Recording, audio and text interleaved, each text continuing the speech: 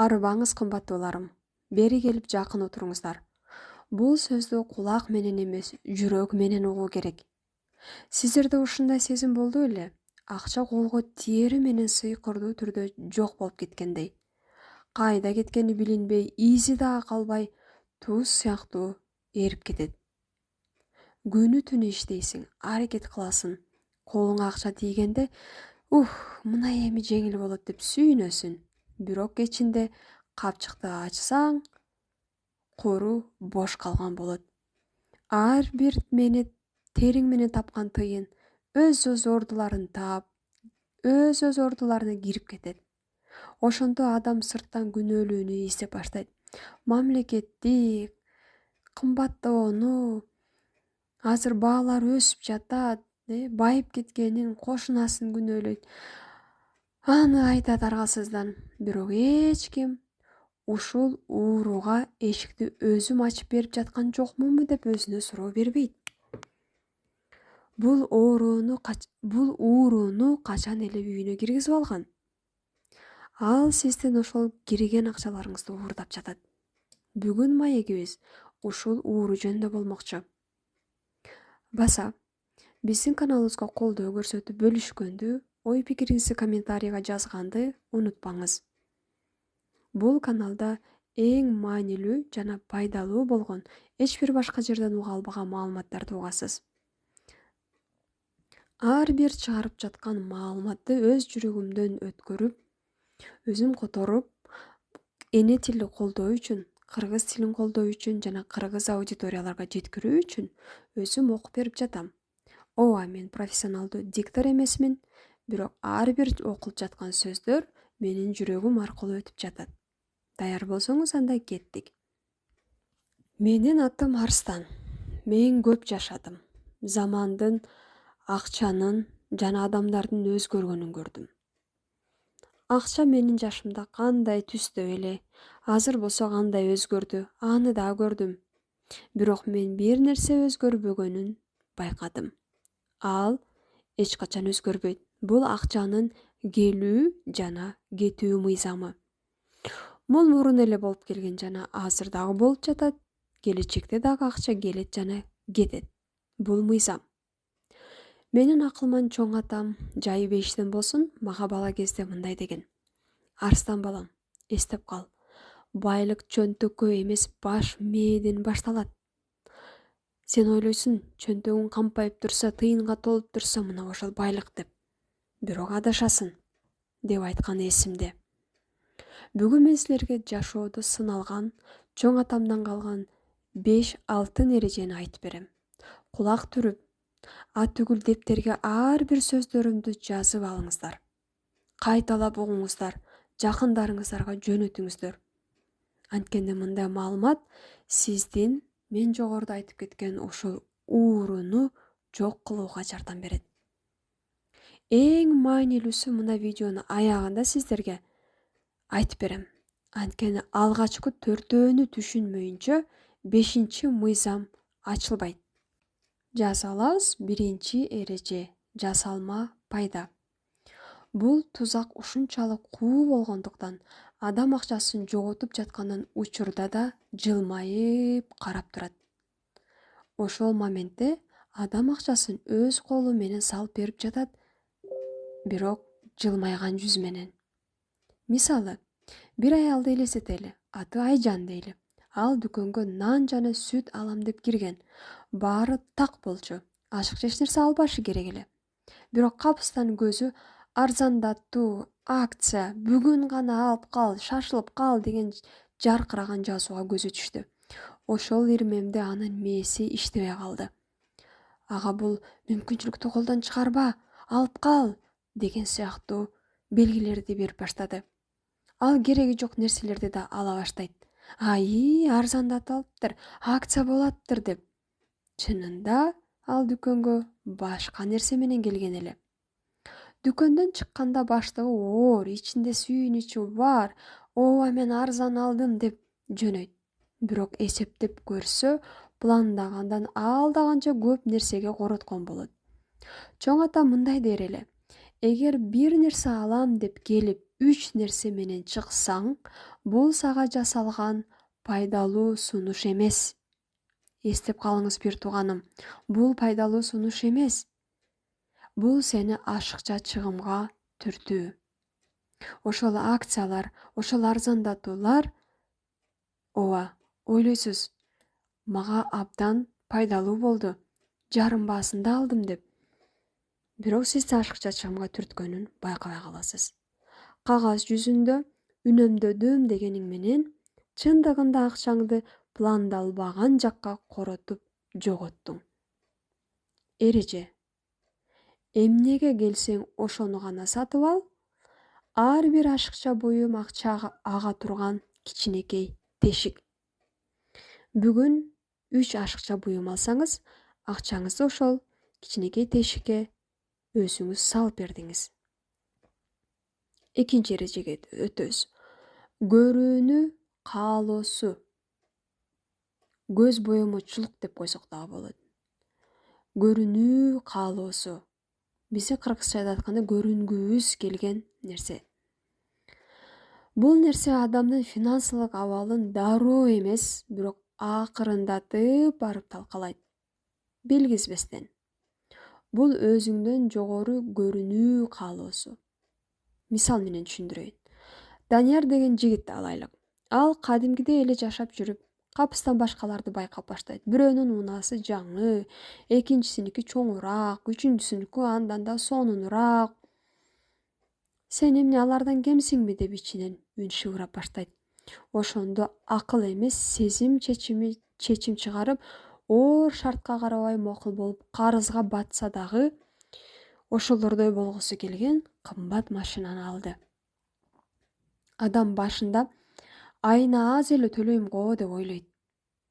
Бөлүп төлөп коем да деп ойлойт. Бирок жашоо бир айдан эле турбайт да. Кубаныч алып келе турган буюм убакыттын өсүшү менен оор жүккө айланып, дайыма стресске алып келген милдетке айланат. Бул жерде бир чындык бар. Адам буюмга ээлик кылам деп ойлойт. Бирок иш жүзүндө буюм адамга ээлик кылып баштайт. Ал сизди башкарып баштайт.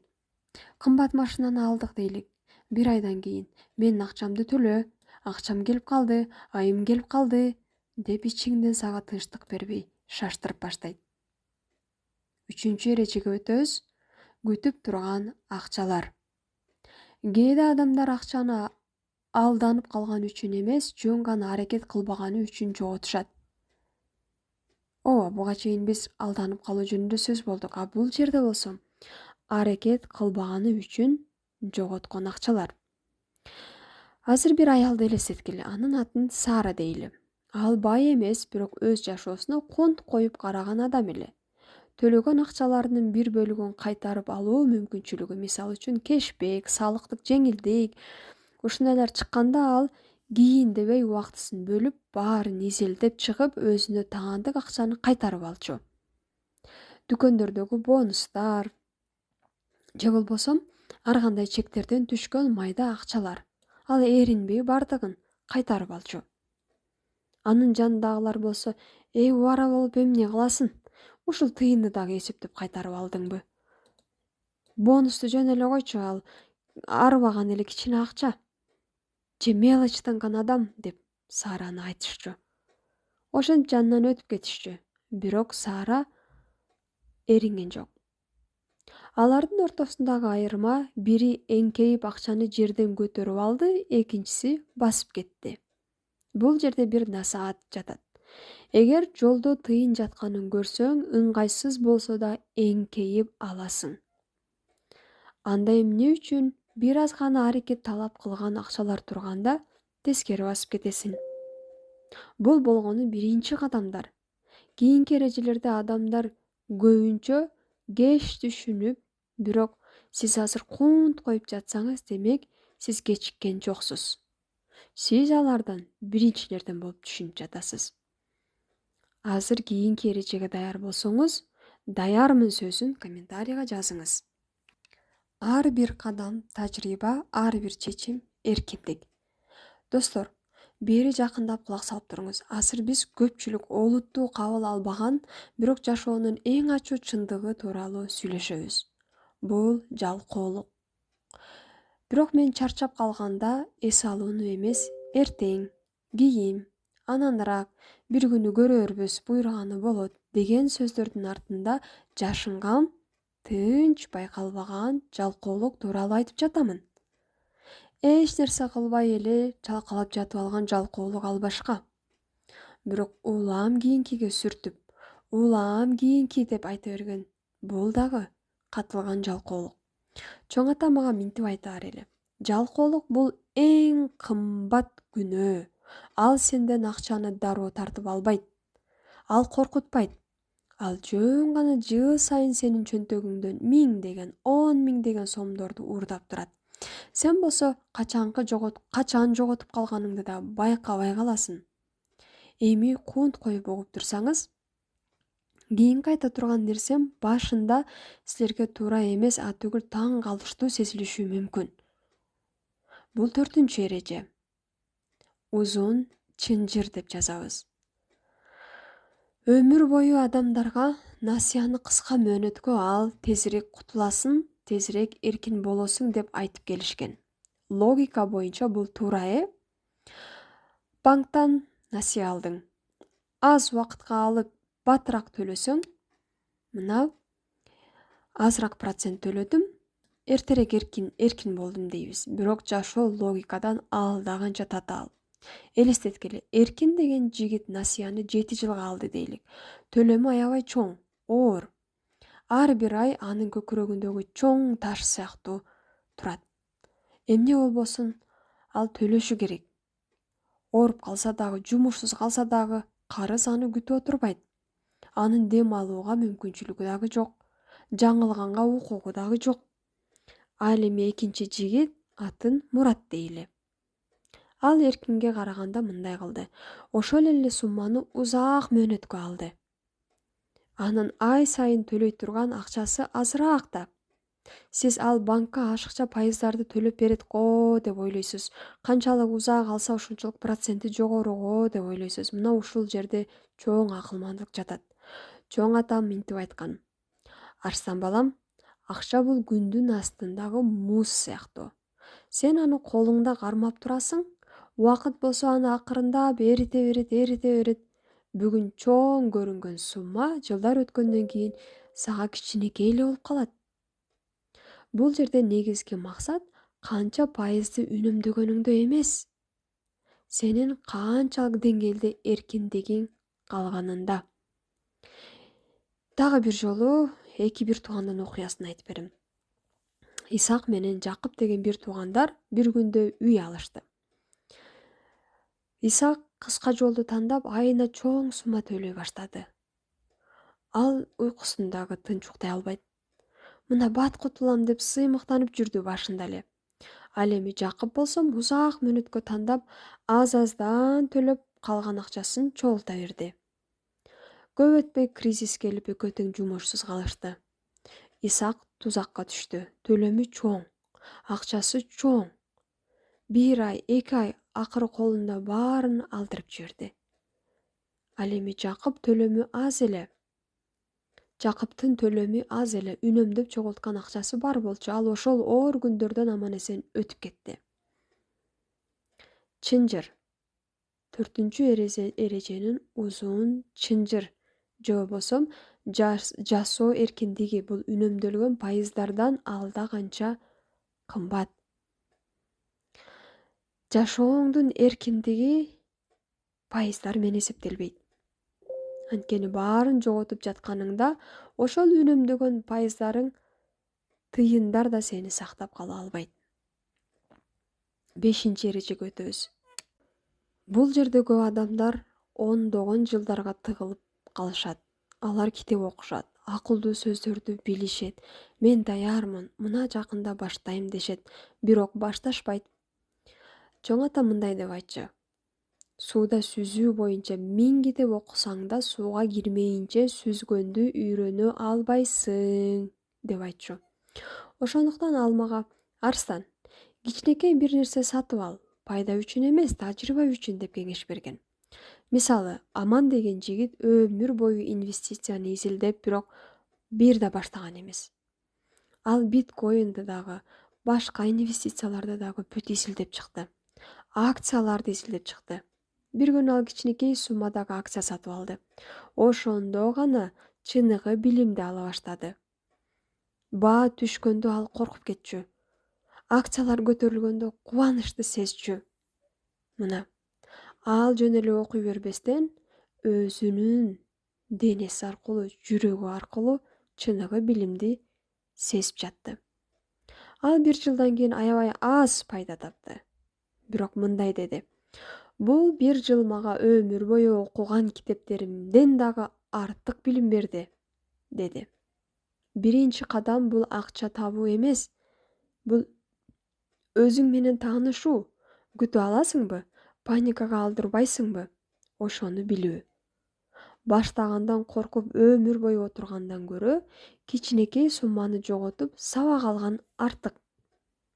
Досторум, биз баардык эрежелерди басып өттүк. Бирок мунун баары даярдык гана. Анткени ушул айтылгандардын баарын бириктире турган дагы бир ачкыч бар. Ошол ачкычты тапканда акчаны таптакыр башкача көрө баштайсыңар. Даяр болсоңуздар, дем алабыз, улантабыз сөзүбүздү. Акыркы сабак: сиз кожоюнсузбу же кулсузбу? Жана ушул кичинекей кадам сизге миңдеген китептерден артык билим берет. Анткени тажрыйба дайыма сүйлөйт, бирок эң катуу айтылган сөздөрдөн тереңирээк да эсте калат. Сизге канча адам сизге мотивация берип, канча адам сизди шыктандырбасын, бирок тажрыйбанын үнү ошолордон дагы бийигирээк сизге угулат. Эми жакыныраак келиңиз. Бир күн кеч мындай окуя болду. Ал күнгү азыркы күндөгүдөй эсимде. Бөлмө ичи тынч, өтө эле тынч болчу. Менин чоң атам төшөктө жаткан. Ал алсырап, дем алышы оорлоп калган эле. Бирок көздөрү өмүрүн текке кетирбеген адамдыкындай жаркырап, туп-тунук болуп турду. Ал мени жанына чакырды. Мен жанына барып үшкүрүнүп отурдум. Колумду кармады дагы, жөн эле эмес, андан да чоң бир нерсени бергиси келгенсип, колумду катуу кысты дагы. Арыстан балам, деди. Ал акырын, бирок ар бир сөзү менин ичимде жаңырып жатты. Үнү ушунчалык акырын чыкканы менен менин жүрөктөрүмдө чоң атамдын сөздөрү жазылып жатты. Мен сага бир эрежелерди берейин. Сен аларды жаттап ал. Буга чейинки айткан эрежелеримди жаттадың, түшүндүң балам. Бирок бир нерсе бар. Ансыз бул айтылган менин баардык эрежелерим жөн эле куру сөздөн калып калат. Мен кулагымды түрүп жакындадым. Жүрөгүм ушунчалык катуу согуп жаткандыктан анын үнү укпай каламбы деп корктум. Жүрөктөрүм лакылдап турду. Тердеп да кеттим. Мен бир улуу, татаал, жашыруун сырды күтүп жаттым. Бул ушунчалык улуу сыр го, дедим. Ал мындай деди. Балам, акча бул жөн гана курал, деди. Мен демимди токтотуп катып калдым. Чынын айтсам, ошол ирмемде атүгүл көңүлүм чөгүп кетти. Мен укмуштуудай бир сыр күткөнмүн. Ал жөнөкөй эле нерсе айтты. Балта, балка, курал болгону ушулбу? Чоң атам мени карап бир аз жылмайды. Акыйкаттын алдында туруп, аны тааныбай жаткан адамды карагандай мени карап, сен түшүнгөн жоксуң, балам. Азыр түшүнөсүң, деди. Айтчы мага, Арыстан, балка бул жакшыбы же жаманбы? Балканы сен кандай колдоносуң, деди. Мен ийнимди куушуруп, балка жаманбы, жакшыбы, кантип колдонгонуна жараша. Балка менен үй курса болот. Бирок байкабай каттуураак чапсаң, ал сенин колуңду чабат, уруп аласың. Бир жериңди оорутасың, дедим. Ошондо колуман каттуураак кысып чоң атам мындай деди. Мына бүт маңыз мына ушунда жатпайбы, уулум? балка өзү эч нерсе эмес, аны кармап турган адам гана маанилүү. Ошол көз ирмемде ичимде бир нерсе ордуна түшкөндөй болду. Өмүр бою кандай жаңылышканымды түшүндүм. Мени акчадан коркууга үйрөтүшчү. Акча бул жамандык, байлар бул ач көз, көптү каалаганга уят. Акчаны санаганың уят. Акчаны каалаганың дагы уят. Акчага умтулганың коопсуз, кооптуу эмес деп айтышчу. Сен бай болсоң, демек сен жаман адамсың. Кедей, бирок ак көңүл бол деп үйрөтүшкөн. Мына ушул ой менен жашап келдим. Акчадан коркчумун. Аны каалагандан да уялчумун. Бирок акча үчүн куулдай эле иштедим. Сиз азыр өзүңүздүн көзүңүздөн бүт аркада өткөргөн жашооңуз өтүп жатса керек. Түгүл ал жөнүндө ойлогонду тынч отура алчу эмесмин. Анан чоң атам мындай деди: балам, акча бул балта сыяктуу курал, акча бул бычак сыяктуу. Аны менен ачка калган балага нан кесип бересиң. Бирөөнү жараласаң болот бычак менен. Бирок бул жерде бычак күнөөлүү эмес да. Бычакты колдонгон кол. Акча да күнөөлүү эмес. Күнөөлүү же мактоого татыктуу аны кармаган адам гана. Мына ушул жерди чоң тамгалар менен жазып алыңыз. Адам. Анын эң маанилүү нерсени мындай деди: адамдар акчаны же кудай кылып алышат, же шайтан кылып алышат. Бул эки жол тең ката. Акча бул кудай дагы эмес, шайтан дагы эмес. Анткени акча бул жөн гана курал. Кудум гана тигүүчүнүн ийнесин элестет. Ошол ийне жазуучунун калеми, устанын балкасы, касапкордун бычагы. Ал мени куунт коюп карап унчукпай калды. Мен буга чейинки акча жөнүндө ойлоп жүргөнүмдү эстеп, ооба, ачык мойнума алам. Акчаны деп канча иштедим, бирок аны каалап жатканымды, санагым келгенин, бай болгум келгенимди уялчумун, түгүл коркчумун. Дайыма жупуну болгум келчү, бирок ичимден акчаны самачумун. Чоң атам мындай деди: Арыстан, айтчы, сен ийнеден коркосуңбу? Жок, чоң ата. Балкадан коркосуңбу? Жок. Анда эмне үчүн акчадан коркосуң? Чоң акчалар келсе эмне коркосуң? Акчаны каалагандан эмнеге коркосуң? Деди. Баарыбыз эле үй бүлөнү багууну, балдарыңа терең билим берүүнү, жакындарыңа жардам берүүнү, өзүңдүн ишиңди баштоону каалайсың. Ошол нерсени каалап жатканда өзүңдү күнөөлүү сезесиңби? Албетте жок. Анткени акча бул болгону каражат. Ал эми каражат менен эмнени курсаң дагы бул сенин тандооң. Ошондо чоң атам мага өмүр бою эсте кала турган эң акыркы сөзүн айтты. Балам, Арыстан, сен акчанын кожоюнусуң. Акча сенин кожоюнуң эмес. Сен акчанын кулу эмессиң. Акча сенин колуңда курал болуп сага иштеп бериши керек, а сен акчага иштеп бербешиң керек, деп айтты. Кымбаттууларым, ошол көз ирмемде баары өз ордуна түштү. Баардык эрежелер, баардык окуялар бирикти. Кадимки пазл, кадимки чачырап кеткен сынык идиш жыйналгандай. Мен адамдардын тескери жашаганын көрдүм. Акча аларды башкарып жатканын көрдүм. Акча сатып ал дейт, адам сатып алат. Жоготкондон корк дейт. Адам коркуу жолу менен жашайт. Дагы иште, дагы сага керек дейт. Адам жашоону унутуп коет. Чыныгы, тынч, бейпил жашоону унутат.